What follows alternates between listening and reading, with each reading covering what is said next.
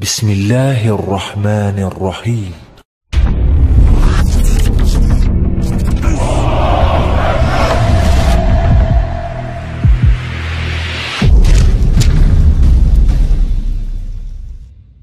Kita ambil dari hadis yang ada di dalam Musnad Imam Ahmad nomor 26-343. Di sana dikatakan anna Maimunata maulat Nabi sallallahu alaihi wasallam qalat, adalah Maimunah. Maimunah ini adalah mantan budak Nabi sallallahu alaihi wasallam yang sudah dimerdekakan, bertanya kepada Rasulullah, qalat ya Nabi Allah aftina fi Baitul Maqdis. Ya Rasulullah, beri kami fatwa, beri kami petunjuk pendapatmu tentang Baitul Maqdis. Jawaban Rasulullah SAW, faqal ardul mansyari wal mahsyari, kata Rasulullah. Dan Rasulullah memberikan jawaban itu dengan background, ya. Ketika Rasulullah mengatakan Palestina atau Baitul Maqdis ini adalah negeri yang terhampar luas, sekaligus juga negeri yang merepresentasikan padang mahsyar nantinya. Jadi sedikit review tentang bagaimana kita dihisab oleh Allah Subhanahu wa taala.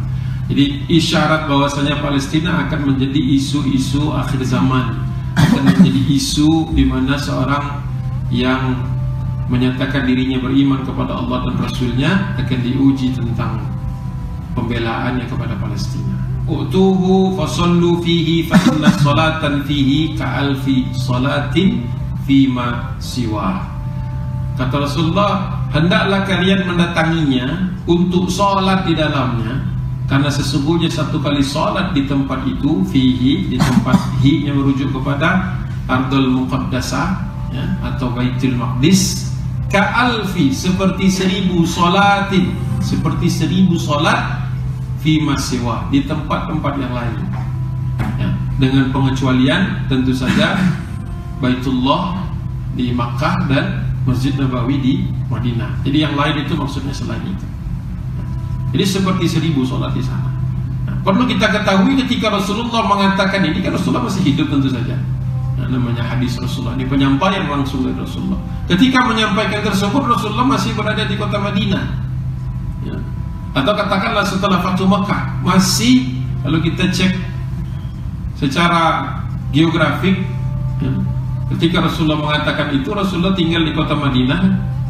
Nah, sedangkan tempat yang dikenal atau tempat yang dirujuk oleh Rasulullah itu masih merupakan wilayah Bizantium, bukan wilayah kaum muslimin.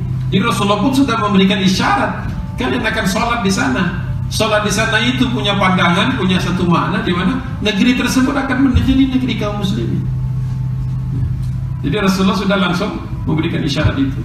Nah, posisi Madinah itu di sini. Nah, jadi kita ambil peta pakai penggaris gitu, seperti seolah-olah kita terbang direct flight ke Al-Quds. Itu 774 km kurang lebih, jauh masih, ya. Sahabat kalau dia bukan pedagang, sahabat Ansar sebagian besar bukan pedagang, maka dia belum pernah mendatangi tempat ini. Jadi ketika Rasulullah mengatakan Baitul Maqdis, Rasulullah itu memberikan isyarat kalau Palestina, wilayah itu semuanya nanti akan menjadi bagian dari kaum muslimin. Bahkan didorong oleh Rasulullah untuk berangkat ke sana, padahal tempatnya masih dikuasai Bizantium, gitu. Jadi sebenarnya ini hadis ini adalah satu isyarat. Kalau Konstantinopel kan Rasulullah langsung mengatakan dengan tegas kan, la tuftahannal Konstantinia fala ni'mal amir amiruha wala ni'mal jais dalikal jais. Kalau kita tarik ke Konstantinopel, Istanbul sekarang, ya, memang Baitul Maqdis itu kira-kira ada di satu garis, kan tadi di sini. Nah, di sini kan di seberang Amman, sebenarnya Amman ibu kota Yordan, ya. Nah, Konstantinopel di sini. Jadi satu apa namanya? Satu tarikan garis di situ. Jadi ketika Rasulullah mengatakan Istanbul akan menjadi wilayah negeri kalian, sebaik-baik pemimpin adalah yang membebaskannya dan sebaik-baik pasukan adalah yang bersamanya. Jadi Rasulullah mengatakan bumi-bumi yang ada di antara kedua titik ini juga akan menjadi negeri kalian, dan itu sudah terbukti sekarang. Ini perlu dalam konteks itu kita memahaminya juga. Ternyata pertanyaan ini belum selesai. Maimunah radhiyallahu anha ini masih bertanya lagi, sebagaimana kebiasaan para sahabat. Kalau kebiasaan para sahabat itu, kalau dia belum jelas tentang satu masalah, maka dia akan tanya lagi. Gitu. Ya. Barang siapa yang dikehendaki oleh Allah Subhanahu wa taala kebaikan atas dirinya, akan dia faqihkan dalam agama. Jadi para sahabat itu terbiasa yufaqihu fiddin, selalu mencari kefahaman. Jadi kalau belum selesai, belum paham, belum mengerti, dia akan tanya lagi sampai betul-betul dia puas. Jadi kebiasaan para sahabat kalau bertanya itu bukan retorika, bertanya bukan untuk menjatuhkan. Naudzubillah, pertanyaan bukan untuk menguji Nabi, tapi betul-betul supaya tahu, supaya jelas kedudukannya. Nah, ketika dia bertanya kembali, jadi hadis itu panjang, makanya saya break dua supaya kita bisa melihatnya secara lebih tenang. Qalat, berkata lagi, ya, Maimunah radhiyallahu anha, ara'aita man lam yutik an yatahammala ilaihi aw ya'tiyahu. Jadi kalau kita terjemahkan itu, keluar semua dah, biarin aja. Bagaimana pendapatmu, ya, what is your opinion, ya, atas orang-orang yang tidak mampu mendatangkan orang ke situ, atau dia sendiri tidak mampu datang ke sana? Bagaimana ya Rasulullah? Qala, Rasulullah bersabda, fal yuhdi ilaihi zaitan yusraju fihi. Kata Rasulullah, kalau dia tidak bisa datang ke sana, berhadiahlah. Fal yuhdi, ya, hendaklah dia menghadiahi apa? Zaitan, minyak. Untuk apa minyak ini? Bukan apa minyak goreng, minyak wangi, bukan. Ternyata yang disebut dengan zaitan di sini adalah yang yusraju fihi, yang bisa menyalakan api atau lampu di sana. Penerangan, kan? Asalnya sirajam munira, cahaya yang bersinar-sinar. Fa inna man ahda, barang siapa yang mengirimkan hadiah lahu kepada negeri yang namanya Baitul Maqdis, karena adalah sebagai kaman shollafi, sebagaimana orang yang sholat di dalamnya. Ya. Teman-teman saya yang di travel sering angkat ini hadis travel juga katanya, ya, supaya orang pada berangkat jalan begitu ya dengan travelnya. Ya. Itu perintah Rasulullah, berangkat kemana? Ke Masjidil Haram, kemana lagi? Ke Masjid Nabawi, kemana lagi? Ke Masjidil Aqsa. Ada 3 katanya. 3 itu yang harus kita upayakan berangkat. Kalau yang lain bebas. Kalau yang 3 itu harus kita usahakan datang. Ya, harus kita usahakan datang. Masjid Baitullah, ya, Masjidil Haram, kemudian Masjid Nabawi di Madinah, dan Baitul Maqdis yang ada di Yerusalem di Palestina. Jadi jelas sekali ya, bagaimana Rasulullah SAW menempatkan kota ini sebagai satu kota yang dimuliakan Allah Subhanahu wa ta'ala, dan kita didorong, dimotivasi untuk datang ke sana. Kalau kita tidak bisa datang ke sana, maka hendaklah kita membantu kehidupan orang-orang yang ada di sana, ya.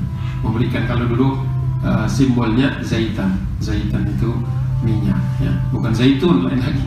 Ini zaitan. Baik.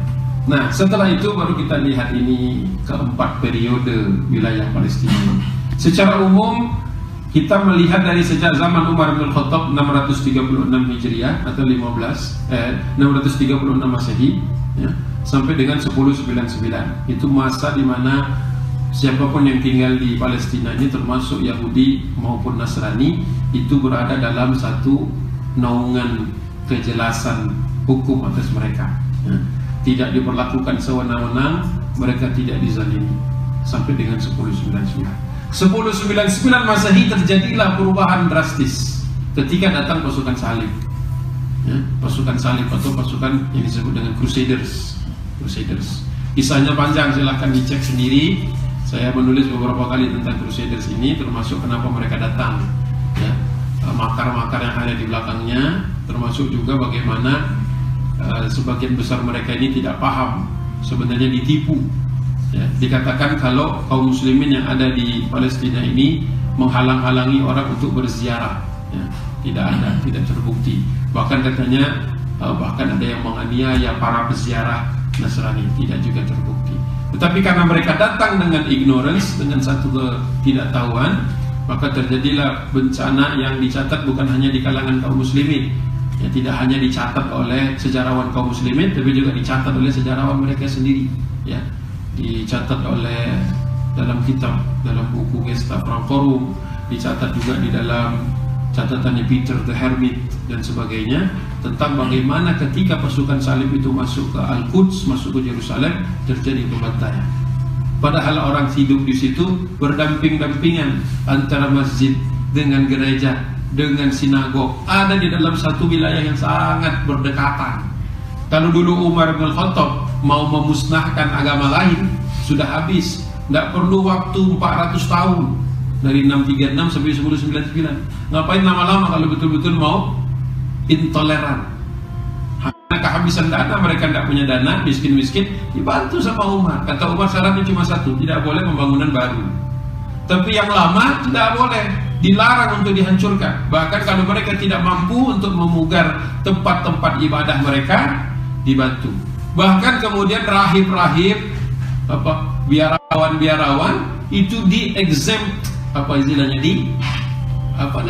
keluarkan dari daftar jizyah, ya. Jadi para rahib-rahib, para biarawan-biarawan itu tidak wajib membayar jizyah. Padahal semua orang laki-laki yang punya usaha, yang sehat, yang produktif, punya usaha itu wajib pas. Jadi kata pada perlu, karena mereka itu melakukan aktivitas ibadahnya itu sudah dianggap servis, dianggap satu jasa tersendiri. Nah, 1099 bukan berarti seluruh kaum muslimin habis di situ. Memang betul terjadi pembantaian. Bahkan dikatakan di situ darahnya mengenang sampai ke kaki kuda. Ya, bukan kaki manusia lagi. Manusia itu kan pendek dibandingkan kuda. Seperti itu. Berarti darahnya banyak sekali. Penggambarannya itu seperti itu. Ya. Tentu saja antara 1099 sampai 1291 ada seorang tokoh yang tidak bisa kita tidak bahas, yaitu mulai dari Nuruddin Zanki sampai dengan Salahuddin Al-Ayyubi. Ini yang membebaskan di dalam perang salib kedua, itu membebaskan kota Yerusalem, Baitul Maqdis. Terjadi lagi kehebatan, keanehan, keadilan era Umar bin Khattab. Ketika Salahuddin masuk itu, tidak ada satupun orang yang dianiaya, tidak ada yang dibunuh. Bahkan orang-orang yang mau eksodus, istilahnya mau keluar dari kota Yerusalem itu dikasih bantuan sama Salahuddin. Kembali tergambarkan antara zaman Umar dengan Salahuddin sama, perpindahan kekuasaan atas kota Yerusalem itu berlangsung secara damai. Jadi ini merupakan satu hujah tersendiri, argumentasi tersendiri bahwasanya kaum muslimin itu dari dahulu sudah siap hidup berdamping-dampingan. Tinggal masalahnya kaum Nasrani ternyata ada babak secara di mana mereka tidak toleran. Yang kedua, nanti kita akan saksikan setelah tahun 1948 ketika Israel berdiri, terjadi hal yang sama, bahkan bukan hanya kepada kaum muslimin tetapi kepada kaum Nasrani Palestina. 1099 sampai 1291. Apa yang terjadi tahun 1291 Masehi? Terjadilah satu kekalahan besar bagi pasukan Crusaders, dikalahkan oleh Sultan Baybars Bunduk dari Mamluk, kalah mereka. Jadi kembali normal lagi kondisi kehidupan antara 1291 sampai 1516. Berapa tahun itu? Hampir 200 tahun lamanya di zaman Mamluk. Kemudian dilanjutkan lagi 1516 sampai 1924 sebenarnya itu di bawah kekuasaan Turki Utsmani. Sama kondisinya, aman, semuanya tidak ada masalah. Setelah Perang Dunia ke-1 kalah Turki Utsmani, wilayah ini berganti menjadi wilayah mandatnya Inggris. Sampai Perang Dunia Kedua barulah kemudian berdasarkan deklarasi Balfour 1917 berdirilah kemudian negara Israel. Nah, kalau versi Israelnya 15 fase sejarah mereka itu begini. Nah, ini saya ambil dari bukunya Bang Adian Husaini. Jadi kalau mau yang lebih dalam lagi bacanya silakan. Ini buku lama 2004. Pragmatisme dalam politik Zionis Israel. Ini buat yang advance, kalau yang nggak tahan nunggu terus kok kayaknya dikit banget. Nah, baca buku ini.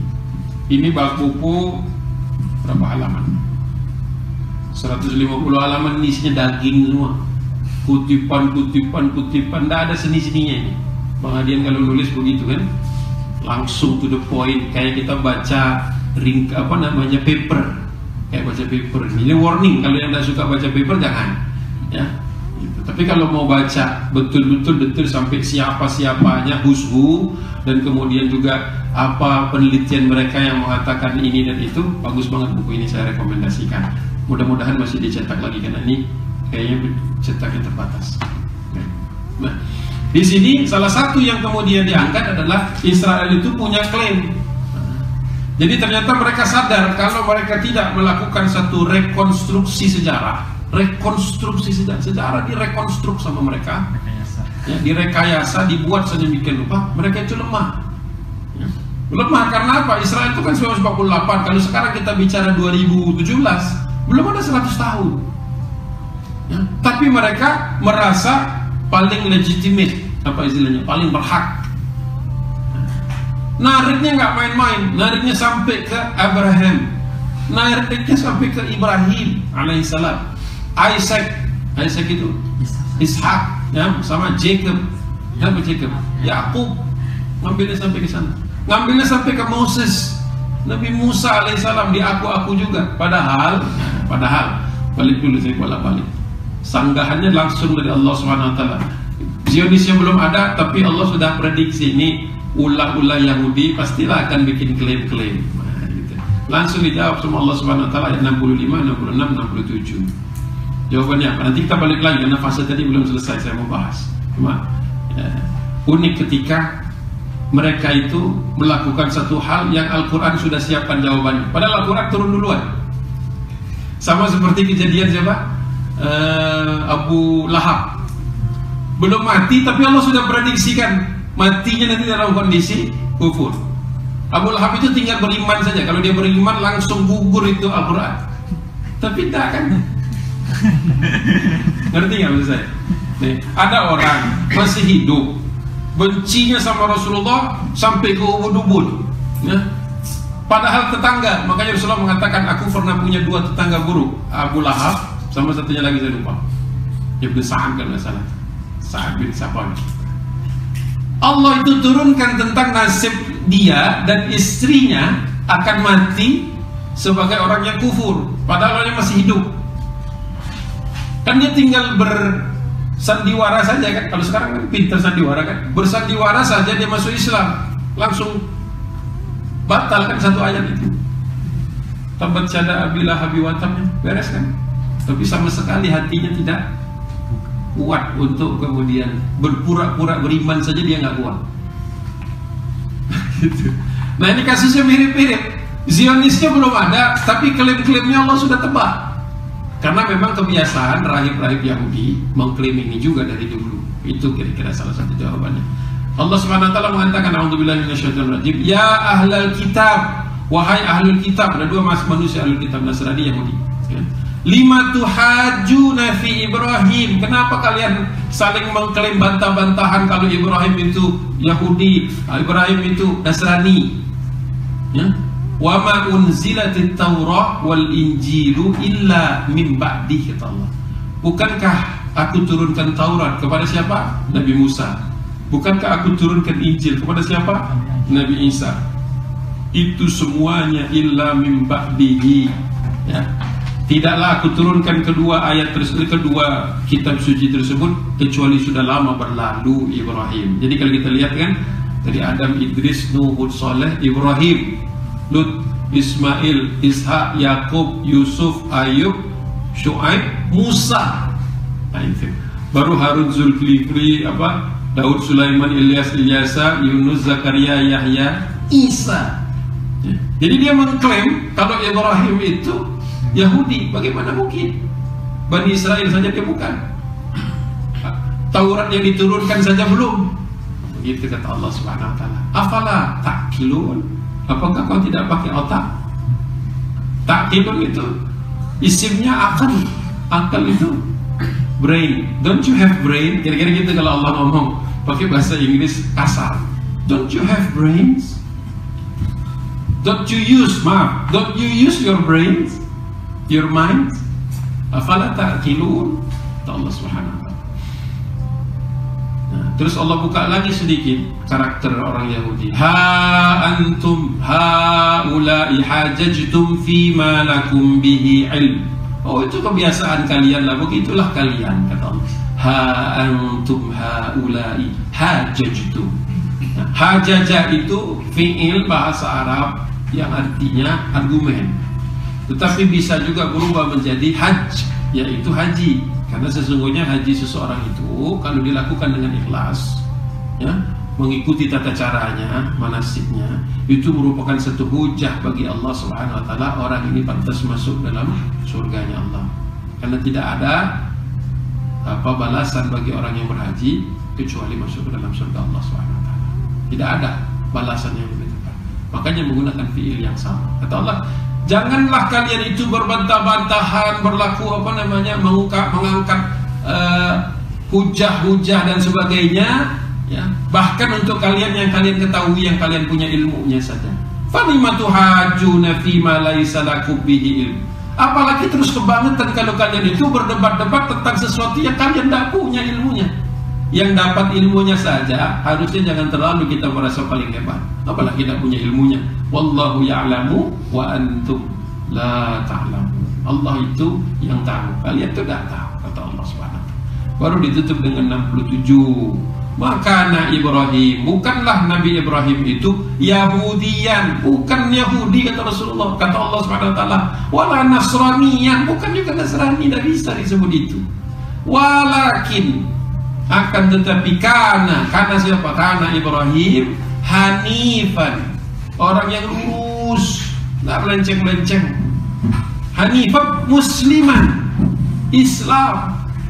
Jadi kita memahami urutan nabi-nabi itu, rasul di dalamnya juga itu adalah satu membawa satu risalah, yaitu Islam. Musliman wa makana minal musyrikin. Ini Allah lagi bongkar juga nih.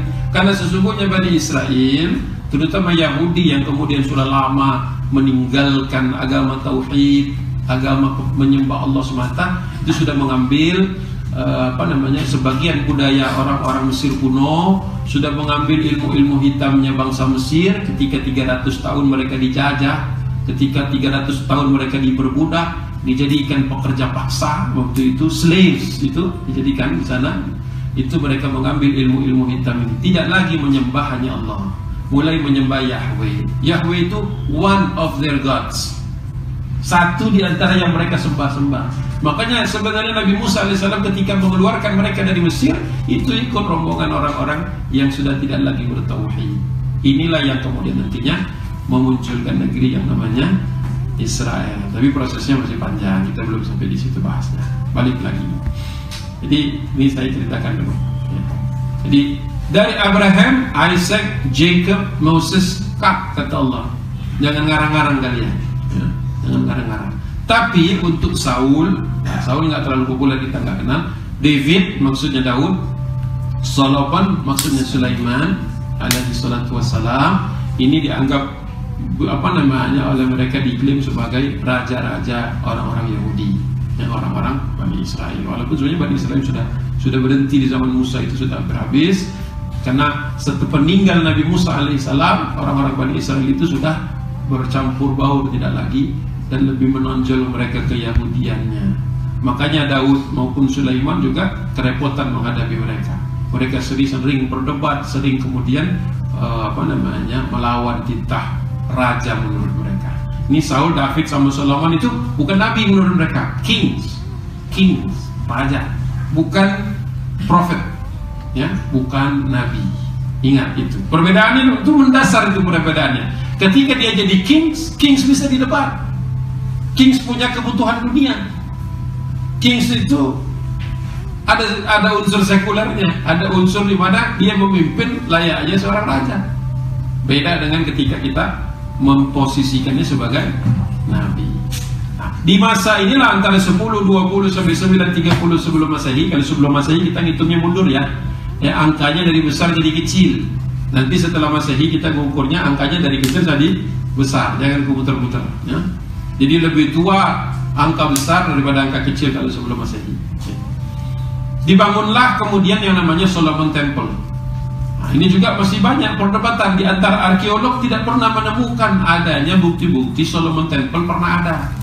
Tetapi Israel sekarang menggunakan itu sebagai preteks untuk menggali di bawah Masjidil Aqsa, digali di bawahnya. Kenapa digali? Ingin menemukan bukti-bukti sejarah kalau dahulu pernah ada Solomon Temple. Nah, mengklaimlah mereka dinding sebelah barat, Western Wall, sebagai ini dia nih buktinya. Padahal Western Wall itu sudah lama ya, ada di situ. Tetapi dianggap ini bagian dari Solomon Temple. Makanya kalau kita perhatikan mereka kemudian sembahyang di situ, menangis, kemudian mengangguk-anggukkan kepala, meratap-ratap seperti itu, mengingat dulu pernah ada temple di situ, pernah ada kuil di situ. Ya. Nah, gerogotan mereka masuk ke bawah bangunan yang di atasnya ada Qubat Sokhra dan kemudian Masjid Umar, Masjid Kiblat itu Kibli itu di situ di bawahnya mulai dikeropos, mulai ada retak-retak karena pondasinya diganggu. Bangunan kalau pondasinya diganggu pasti akan berpotensi remuk, jatuh ke bawah. Tapi Allah Subhanahu wa taala yang akan menjaganya insyaallah. Terpecah mereka menjadi 40 kerajaan 931 sampai 586 sebelum Masehi, 400 tahun. Datanglah Babylon. Kerajaan Babylon menghancurkan kerajaan Israel terakhir, kerajaan Yahudi terakhir, namanya kerajaan Yuda. Hancur Solomon Temple, dihancurkan oleh Babylon menurut mereka. Ini versi resminya negara Israel. Ya, diaspora di bawah seluruhnya itu. Bahkan kemudian sini berganti ada Persia, bahkan ada Yunani membawa kebudayaan Helenisme. Helenisme ini adalah diakui oleh sebagian sejarawan Eropa sebagai the cradle of Western civilization.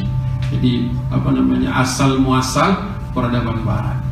Kemudian datang lagi bangsa Hasmonean. Hasmonean ini ada Yahudinya tapi pro bangsa penguasa. Kemudian datang Romawi. Di Romawi ini sempat katanya dibangun Solomon Temple yang kedua, dihancurkan lagi sama Romawi karena mereka memberontak. Ya. Nah, Romawi itu terakhir bercokol di situ 313 Masehi. Tapi antara tahun 100 Masehi pertama terjadi pemberontakan besar di situ. Nah, itu mereka kemudian dilumpuhkan di satu benteng. Jadi dikalahkan oleh Romawi di banyak tempat, dikalahkan, tinggal satu benteng lagi namanya benteng Masada. Masada itu persis dekat dengan salah satu tebing di dekat Laut Hitam, Laut Mati. Nah, ini saya masuk ke sini dulu sedikit petanya. Reset, tutup, zoom in.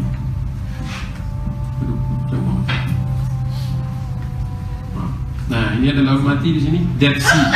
Dead Sea merupakan permukaan bumi paling rendah di seluruh dunia. Jadi kalau mau titik terendah di seluruh dunia, kalau titik tertinggi Everest, titik terendah Laut Mati. Makanya Laut Mati itu kalau yang sudah pernah ke sana, kita nyebur itu tidak akan tenggelam karena kadar salinitasnya sangat tinggi, sehingga kita pasti ngapung. Kayak kita di atas bantalan foam gitu, kayak busa tapi kental.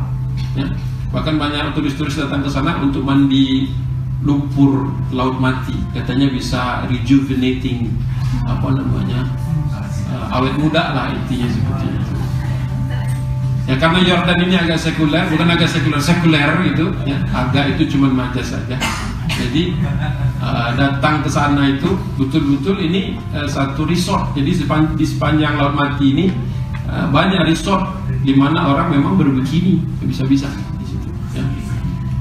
Nah, ini The Hashemite Kingdom of Jordan, kerajaan Hashimiyah Yordania.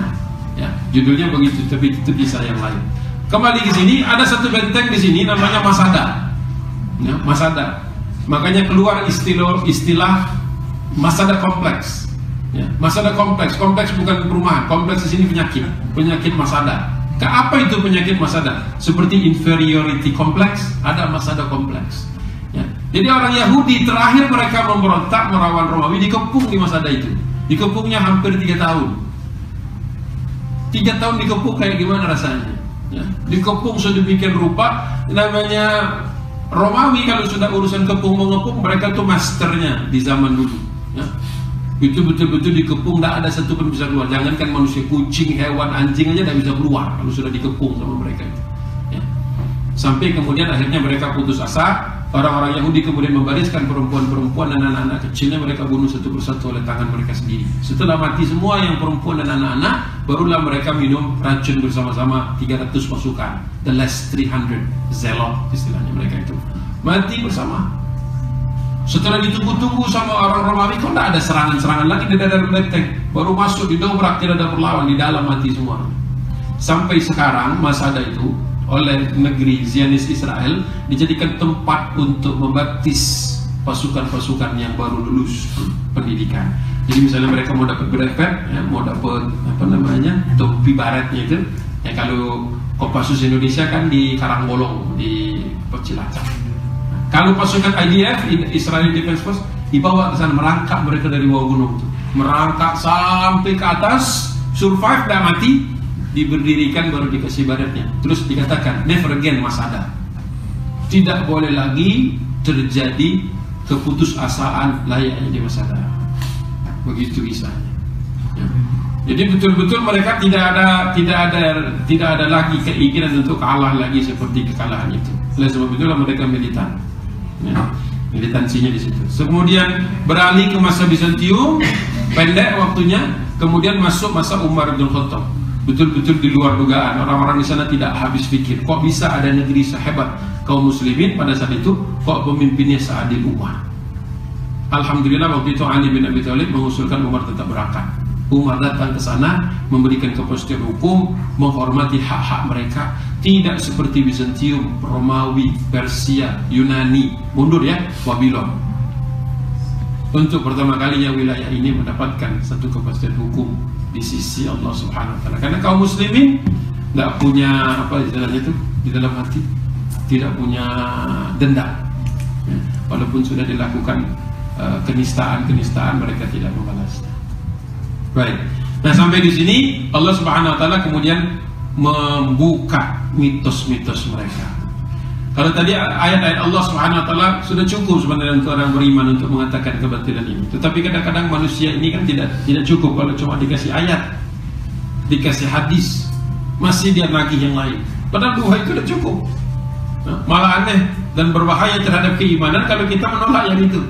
Tapi katakanlah dia butuh data-data konkret. Maka ada dua manusia yang paling diburu-buru sama Zionis, paling tidak disukai oleh mereka, ya, namanya Paul Finley sama Roger Garaudi. Ya, Roger Garaudi ini masuk Islam. Paul Finley saya tidak tahu apakah masuk Islam akhirnya. Dua orang ini berobsesi untuk membuktikan secara arkeologi, secara empirik bahwasanya Yahudi itu tidak pernah punya sejarah sepanjang bangsa-bangsa yang lain di sana. Dalam prosesnya mereka membuktikan, menemukan kesimpulan bahwasanya setelah digali, dicari arkeologi, kemudian di carbon dating. Tahu carbon datingnya? Nah, bukan dating sebagai ini, tapi carbon dating untuk mengukur usia masa dari satu artefak yang sudah lama, peninggalan-peninggalan. Ternyata yang lebih dulu sampai di situ bangsa Funisia, pelayar pertama Laut Tengah, 3000 sebelum Masehi. Setelah itu datang bangsa Kanaan. Ini juga berusaha diaku sama orang-orang Yahudi. Makanya banyak anak mereka dikasih nama belakangnya Kanaan.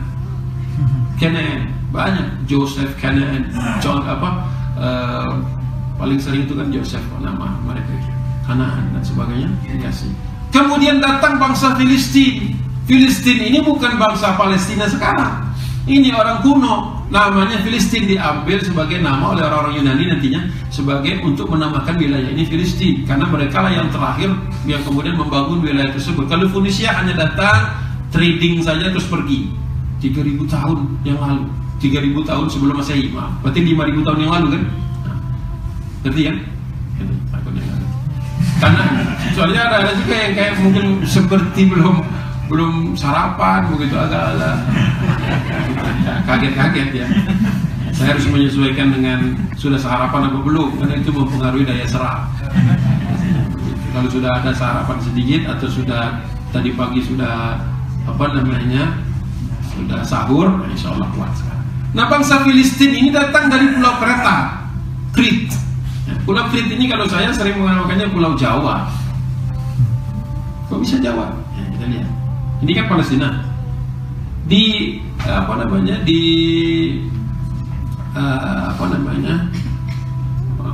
Mediterania bagian timur itu ada 2 pulau besar. Satu Pulau Siprus, satunya lagi Pulau Jawa. Nah, ya nggak percaya Pulau Jawa? Ya, kita lihat dulu pelan-pelan. Nah, Pulau Jawa minus Madura, maaf, yang ada Madura di ada. Ini harusnya Madura di sini kan? Nah, ini kan Surabaya jelas, Banyuwangi jelas, ini Jogja jelas, Pacitan, kemudian di sini kan Cilacap udah jelas, ini Cirebon. Nusa Kambangan, tapi jauh banget. Pulau ini bangsa Filistin itu datang dari sini, Filistin kuno. Filistin namanya, Filistin datang mereka ke sana dan mereka itulah yang tinggal di situ betul-betul bercocok tanam, bangun kampung, bukan hanya berdagang kayak bangsa-bangsa sebelumnya. Ya. Nah, pulau ini dikenalnya mitosnya adalah pulaunya Minotaur, yang badannya laki-laki, kepalanya kerbau, jangan sapi. Kerbau dia ada tanduknya besar itu, sapi. Banteng lah, banteng. Nah, kalau banteng seneng kan, karena Indonesia banget namanya banteng. Begitu. Jadi ini yang tidak bisa dibantah. Ya. Nah, karena tidak bisa dibantah, maka Tel Aviv University sama Hebrew University di Tel Aviv, di Yerusalem itu mendirikan satu departemen khusus namanya arkeologi, biblical arkeologi. Membuat, ini kurang ajar mereka, mendatangi situs-situs bersejarah dan menanamkan artefak. Kan artefak kan dicari, ditemukan. Kalau ditanam misalnya LPDP nanam misalnya, LPDP pernah ada di situ. Kita ambil arca-arca Indonesia, diam-diam malam-malam tanam di luar kota Bangkok, terus kita mengatakan kami pernah di sini. Besok Indonesia harus sampai sini. Nah, gitu maksudnya. Nah, tapi alhamdulillah Allah Subhanahu wa taala membongkar ini semua dari tangan-tangan tidak semuanya muslim. Nama bukunya boleh dicari ya, yang suka cari PDF itu, Keith Whitelam, bukunya The Invention of Ancient Israel, The Silencing of Palestinian History. Buku ini dicari di Amazon juga ada dijual, diborong habis sama orang-orang Yahudi karena bahaya. Saya pun dapatnya fotokopian ya. Keith Whitelam, Keith W. Whitelam, The Invention of Ancient Israel ya, bahasa mereka, The Silencing of Palestinian History. Itu dibuka sama dia, bagaimana kurang ajarnya arkeolog-arkeolog Yahudi itu mencoba menanamkan artefak supaya mengatakan nih kami ini ada. Tapi kegagalan mereka adalah sebagian besar artefak itu dia paksakan bahasanya Aramaik, padahal bangsa-bangsa sebelum Funisia, Kanaan ini tidak menggunakan bahasa itu. Kelirunya hanya di situ saja ya, di antaranya. Setelah diidentifikasi, setelah kemudian dikumpulkan, katakanlah Yahudi itu ada di eranya Daud dengan Solomon, walaupun di bukunya Whitelam ini ditentang habis, karena menurut mereka Solomon itu punya masyarakat, punya bangsa Yahudi, tapi dia sendiri tidak. Daud David juga membantu era tersebut sebagai eranya mereka. Katakanlah, katakanlah kita iakan, walaupun dengan banyak catatan. Maka kalau ditotal itu sekitar 500 tahun. Itu pun potong-potong karena terjadi peperangan dan sebagainya, hilang kendali dan sebagainya. Jadi tidak 500 tahun continuous ya, tidak continuous, tidak berturut-turutan. Sepanjang 5.000 tahun sejarah Palestina dapat ditelusuri bahwa Yahudi kuno itu lebih pendek dibandingkan Tunisia, Kanaan, Filistin, Romawi, bahkan kaum muslimin. Kalau kaum muslimin di total minimum kita dapatkan di situ 1000 tahun. Sudah selesai itu ya, begitu. Jadi sangat naif kalau kita mengatakan ini semua adalah satu hal yang dengan mudah kita dapatkan. Nah, mungkin supaya ada tanya jawab, biasanya kita kan suka 14:09 ya. Nah, boleh saya break sekarang karena materi itu kalau mau ditanya materinya itu sangat panjang ya. Ada 42 slide, kita baru sampai 16 ya. Mungkin itu yang saya bisa sampaikan dalam waktu yang terbatas. Mungkin ada pertanyaan-pertanyaan yang bisa menjadi pancingan untuk membahas yang lain lebih dalam lagi. Wallahu a'lam bishawab. Mudah-mudahan satu hal yang harus kita bawa, yang harus kita ambil sebagai kesimpulan sebelum pertanyaan tanya jawab dibuka, kita kembali kepada surat tadi apa? Surat apa? Ali Imran 65, 66, coba cek 67, coba cek 68. Menurut saya itu salah satu kesimpulannya. Ali Imran ayat ke 68. A'udzubillahi minasyaitonirrajim. Bismillahirrahmanirrahim. Inna awwalan nasi bi Ibrahim. Sesungguhnya apa? Yang paling dekat dengan Ibrahim, yang paling awal dekat dengan Ibrahim. 68. Inna awalan nasi bi Ibrahim lalladzi nattaba'uhu. Kata Allah, sebenarnya yang paling dekat kepada Ibrahim itu adalah yang mengikutinya, yang mengikuti agamanya, yang mengikuti ajarannya. Apa? Hanifah muslimah wa ma kana minal musyrikin. Hanif, lurus sesuai fitrah manusia, muslim, berserah diri kepada Allah Subhanahu wa taala, tidak musyrik, tidak syirik.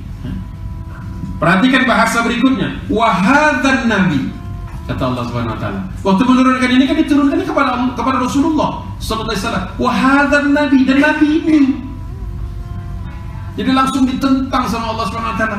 Kau mengklaim dia Yahudi, kau mengklaim dia Nasrani, padahal yang lebih dekat kepada Ibrahim hadzan nabi, nabi yang ini. Kata Allah Subhanahu wa taala, wa hadzan nabiyyu walladzina amanu, dan orang-orang yang beriman kepada Nabi tersebut. Jadi ini dalil Al-Quran menjelaskan sejelas-jelasnya tanpa ada simbol-simbol di situ.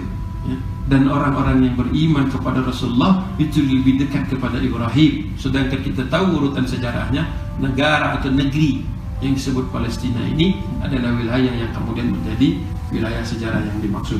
Wallahu waliyul mu'minin. Allah adalah pelindung bagi orang-orang yang beriman. Jadi kesimpulannya ada di dalam surah Ali Imran ayat ke-68. Siapa yang paling kuat klaimnya? Kita adalah Nabi Muhammad SAW, dan siapapun orang-orang yang beriman kepada Rasulullah SAW. Billahi taufiq wal hidayah. Assalamualaikum warahmatullahi wabarakatuh. Assalamualaikum warahmatullahi wabarakatuh. Baik, ya, terima kasih Ustaz. Silakan teman-teman semua, kita akan buka dua penanya. Ya, Mas Hari, satu lagi ada? Dua. Oke, perempuan ya Mas Umar ya. Ya. Mbak Asri ya. Oke, coba.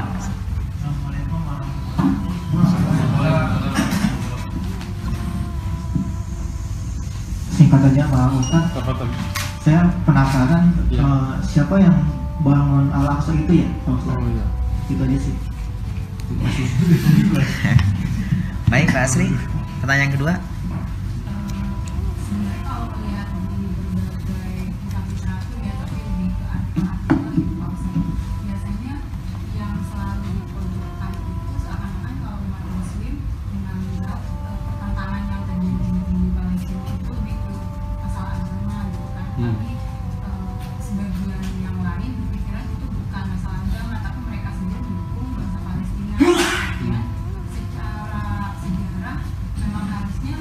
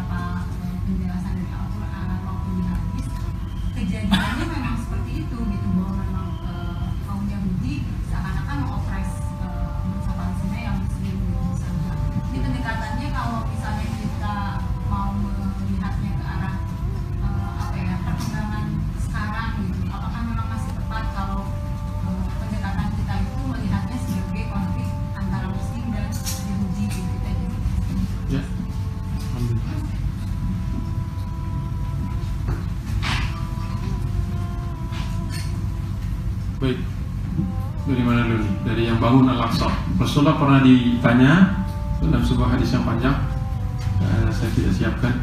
Siapa yang masjid mana yang lebih dahulu dibangun? Ya Rasulullah.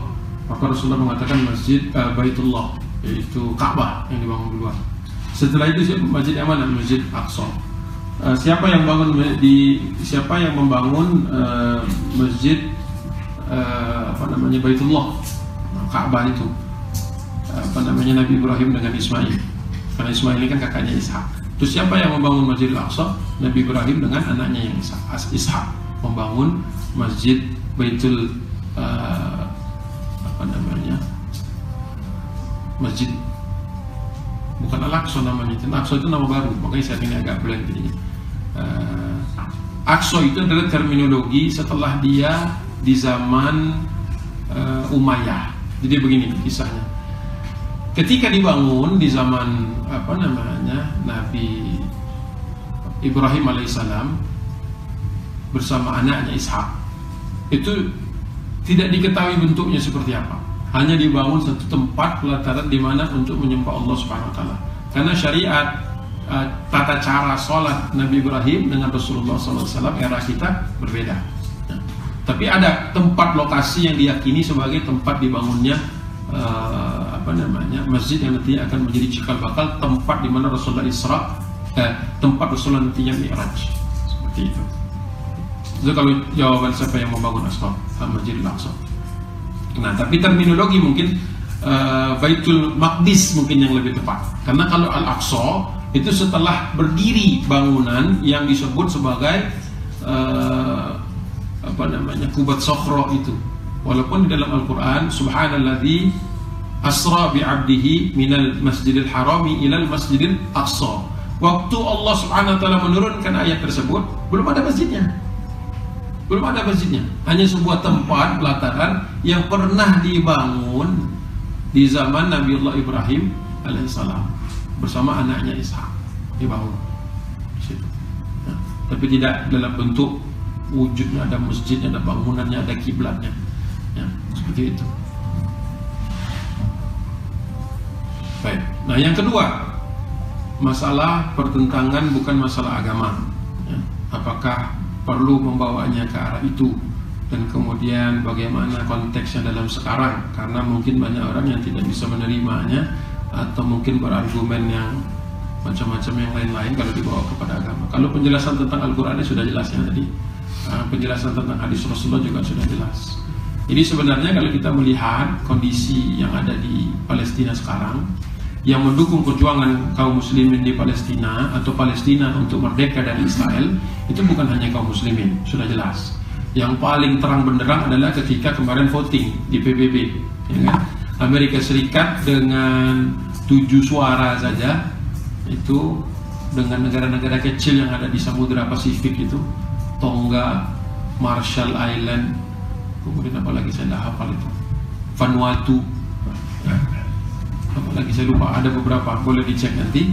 Itu sudah menunjukkan bahwasanya negeri yang lain, negeri-negeri besar, negara-negara yang punya pengaruh di dunia, malah justru membela kaum muslimin, membela Palestina. Bukan hanya kaum muslimin yang tinggal di situ, ada Nasrani juga kan Palestina. Dari dahulu, dari sejak zaman Umar sudah ada. Jadi pembelaan kepada Palestina jelas di situ.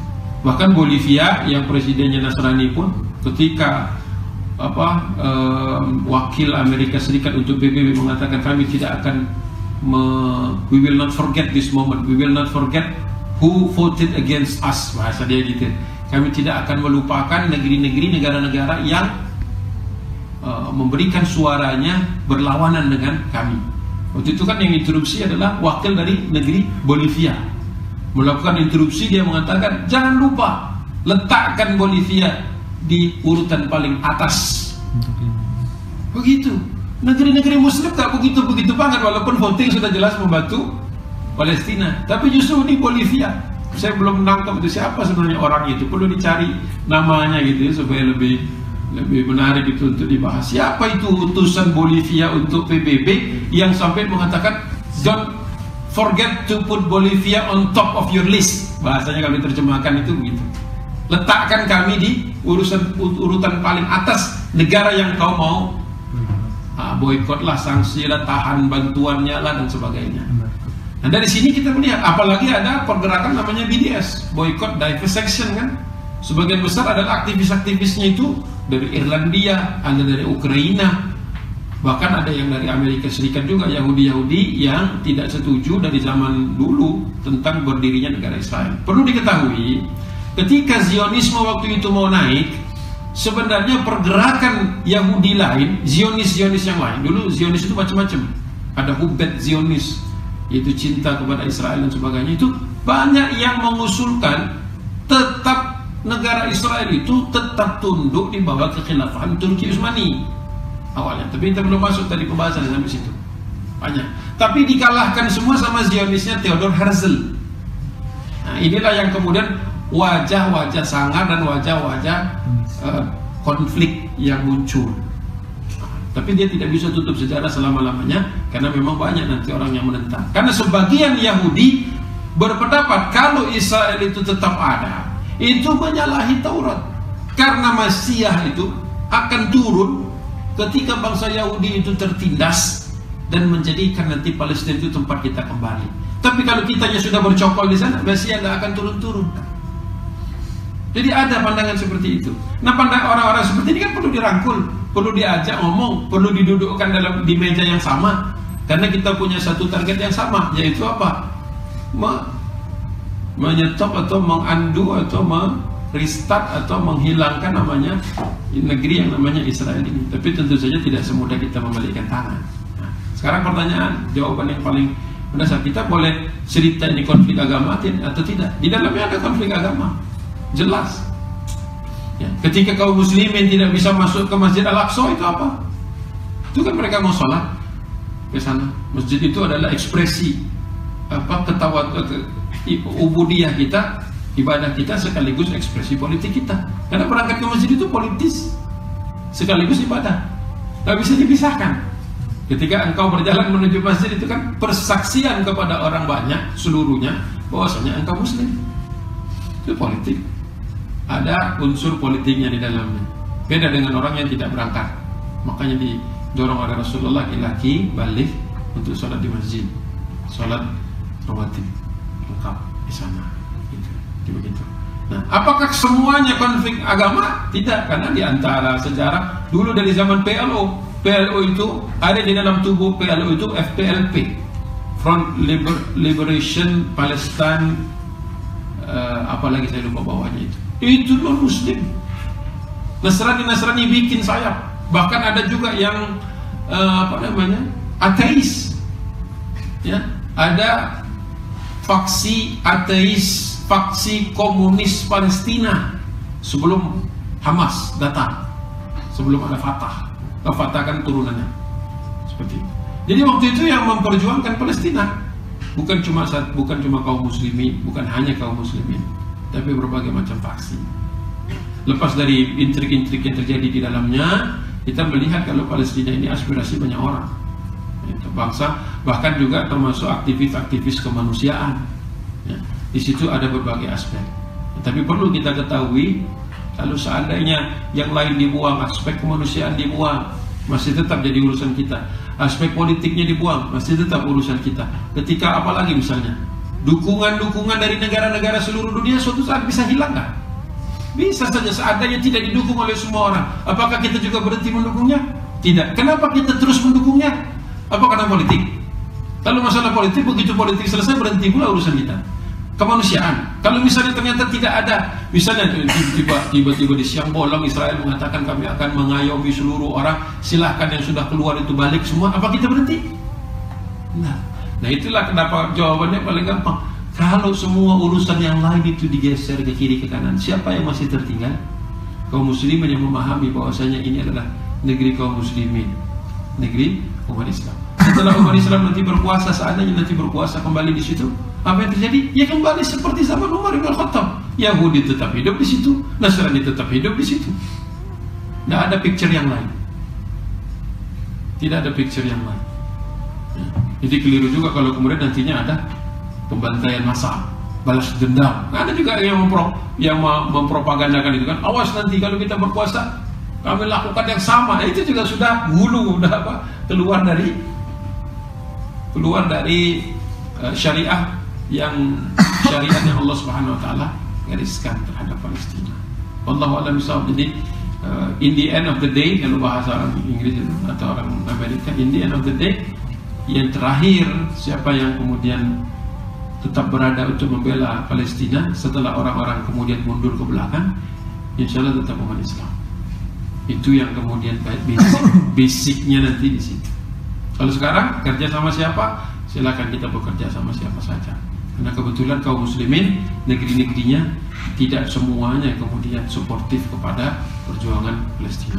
Khusus untuk Indonesia, jangan lupa ketika kita memproklamasikan negeri ini tahun 1945, bantuan dukungan pertama secara politik, dukungan pertama secara politis datang dari Mufti Palestina, Haj Amin Husseini. Baru setelah itu dia melobi Mesir, datang dukungan dari Nukrashi Pasha dari Mesir. Mesirnya masih kerajaan waktu itu, belum republik, dan seterusnya. Jangan lupa, kalaupun mau di tataran politik, kenapa Indonesia masih tetap membantu? Dulu waktu kita merdeka, sebelum negeri-negeri yang lain mengakui Indonesia, Palestina sudah datang dulu. Jangan lupa, jangan kita lupa. Jadi silakan mau menggunakan yang mana lebih nyaman untuk bahasa-bahasa tertentu dengan teman-teman yang mungkin belum ngaji sedalam yang kita sudah bahas, silakan pergunakan bahasa-bahasa umum. Tapi bagi mereka yang sudah mengerti, memahami ini, harus lebih istiqomah lagi. Karena ini bukan sekadar perjuangan politik, bukan sekadar urusan kemanusiaan. Karena pada dasarnya ini merupakan satu panggilan keimanan kita kepada Allah Subhanahu wa ta'ala. Wallahu a'lam. Mau dibuka lagi? Boleh, silakan. Ya, buka lagi. Lihat waktu saja. Saya siap sampai jam setengah 10 juga masalah. Oke, masih ada pertanyaan? Oke, satu ya, Mas Muhammad. Ada 3 penanya. Ini pertanyaan terakhir sekaligus penutup. Silakan Mas Muhammad. Ustadz, ini saya baca di beberapa artikel. Ya. Saya baca di beberapa artikel dan juga pernah disampaikan oleh seorang Ustadz bahwa sebenarnya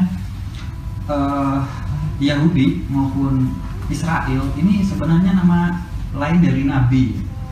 Yahudi dan Israel ini nama lain dari Nabi, dan yang sedang kita bahas sebagai penjajah di Palestina ini sebenarnya bukan Israel, tetapi Bani Israel. Jadi apakah itu betul? Terus kemudian berarti sebenarnya dengan kita mengecam Israel, membenci Israel, kita diarahkan untuk membenci Nabi sebenarnya. Tapi mereka mengkamuflasekan sebenarnya mereka itu Bani Israel, orang-orang yang masuk dalam keturunan Israel. Ini benar atau tidak gitu? Ya.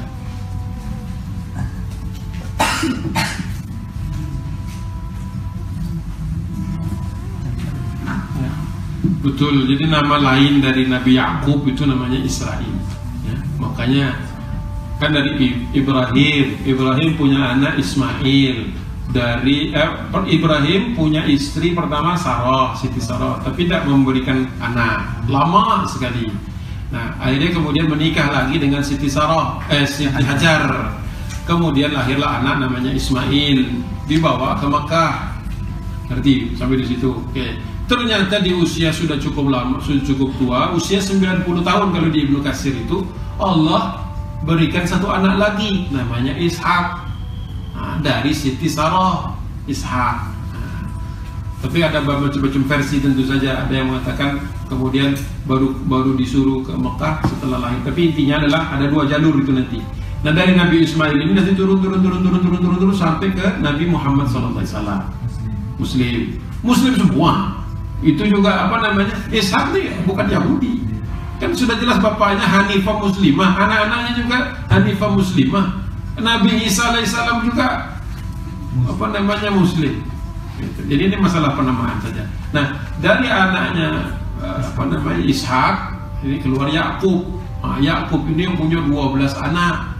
Ya, 12 anak inilah yang kemudian diklaim sebagai anak-anak orang Yahudi karena disebut Bani Israel. Bani Israel itu kan Bani itu kan anak-anak. Nah, anak-anaknya Yakub makanya disebut Bani Israel. Nah, mereka ini kan yang awal-awal kisahnya itu pernah mencelakakan Nabiullah Yusuf alaihissalam. Nah, Yusuf kemudian dijual ke Mesir jadi budak. Alhamdulillah ternyata berubah kehidupannya di sana, malah menjadi wazir, menjadi menteri, malah memakmurkan Mesir. Diundanglah datang semua keluarganya, berbondong-bondong datanglah itu kakak-kakaknya yang lain yang mencelakakan dia. Ini kisah menarik kan? Nah, ini setelah dia menikah dengan Zulekha kisahnya. Nah, selesai semua itu. Nah, wafat Nabi Yusuf. Nah, wafatnya Nabi Ibrahim dikubumikan di Hebron, Khalil. Nanti Ishak wafat minta dikubumikan juga di Hebron. Yakub wafat setelah meninggal minta diwafatkan ke situ juga dikubur. Yusuf meninggal dia wanti-wanti kalau saya meninggal jasad saya bawa ke Hebron. Di Hebron itu ada 5 nabi. Nabi Ibrahim, Nabi Ishak, Nabi Yakub, Nabi Yusuf, 4. Ada 4 di situ. Satu-satunya anak Ibrahim yang jauh di kuburannya atau dikuburkannya itu hanya Ismail dan Siti Hajar. Keluarganya kan masih ahlul baitnya Ibrahim kan. Nah, dikuburkannya di dekat Baitullah, dekat Ka'bah, tapi tidak diketahui tempatnya di mana. Bukan Hijr Ismail itu kuburan. Nah, nanti cerita lagi ini. Bukan nanti saya dicari-cari ulama itu kenapa aku ngomong begitu kan? Wafatnya di dekat Baitullah tapi tidak diketahui tempatnya. Oke, sampai di situ jelas. Oke. Nah, kemana kemudian ini arahnya? Ketika Nabi Yusuf sudah meninggal, terjadi pergantian rezim di mana? Di Mesir. Tibalah rejim yang yang bengis, yang sadis dan sebagainya. Inilah era-era Firaun banyak dari sebelum itu pun ada Firaun tertentu yang kemudian menjadikan anak keturunan Bani Israel ini sebagai budak. Inilah yang kemudian Allah utus Nabi Musa. Nah, Nabi Musa kan punya istrinya ini anak Nabi Syuaib, di keluarga laki nih. Tadi Ibrahim tadi ada istri juga kan, Sarah itu masih keponakannya Lut. Banyak kisahnya yang lain-lain. Jadi banyak kisah big family ini kan dari Nabi Adam. A big family with a big story. Kalau mau dibahas bahwa semuanya enak melihatnya satu rangkaian, jangan dipisah-pisah. Nah, setelah kemudian gonjang-ganjing ini dikirim Nabi Musa, dikeluarkan. Nah, yang dikeluarkan ini Bani Israel, tapi yang kemudian menjadi lebih dominan adalah Yahud. Yahud inilah yang kemudian dalam Al-Quran dibongkar keturunannya seperti apa. Yahudi inilah yang kemudian banyak kemudian membunuh. Kan setelah Nabi Musa masih banyak nabi yang lain. Ini yang dibunuh sama mereka. Nah, bunuh sampai Nabi Isa alaihissalam baru masuk zaman. Setelah Sisti Yakub terus ini berapa nabi, 14 apa berapa nabi gitu, 14 atau 12 nabi. Nah, baru kemudian dari sisi Nabi Ismail keluarlah Nabi Muhammad sallallahu alaihi wasallam sebagai khatamul anbiya wal mursalin, penutup nabi dan rasul-rasul.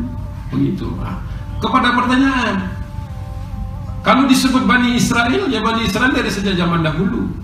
Ya.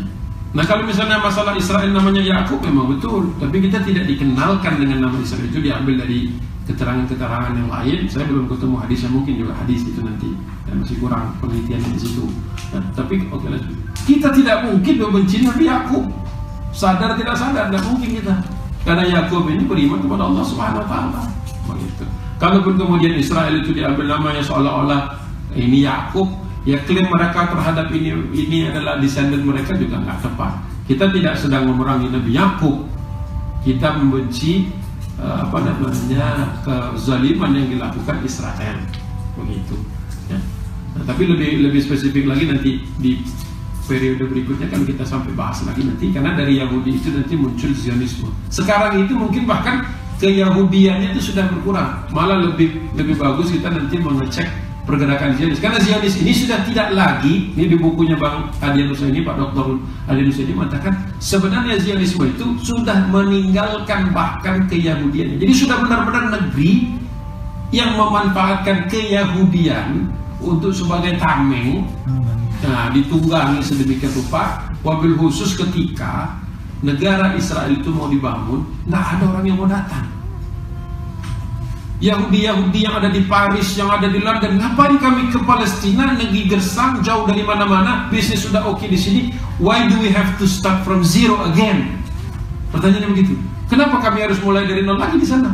Nggak ada yang mau.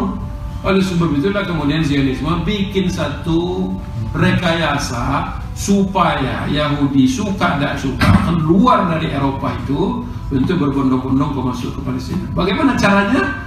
Bisa dicari. Ada Lenin, Stalin, Stalin kayak out of control. Lihat, nah ada yang pinter tapi bodoh. Siapa? Hitler.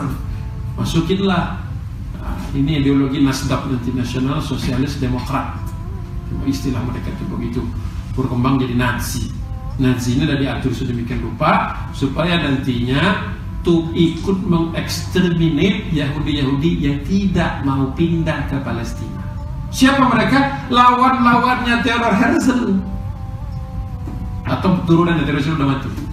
Zionismenya dia yang kemudian membuat supaya lawan-lawan politiknya yang masih mau hidup bersama kaum muslimin atau paling tidak netral terhadap Palestina ini, atau tidak mau ikut campur baur dengan berdirinya Israel, disikat habis dalam satu drama besar namanya Holocaust. Saya ngomong ini, kalau ngomong ini di wilayah teritori Amerika Serikat langsung dicap antisemit.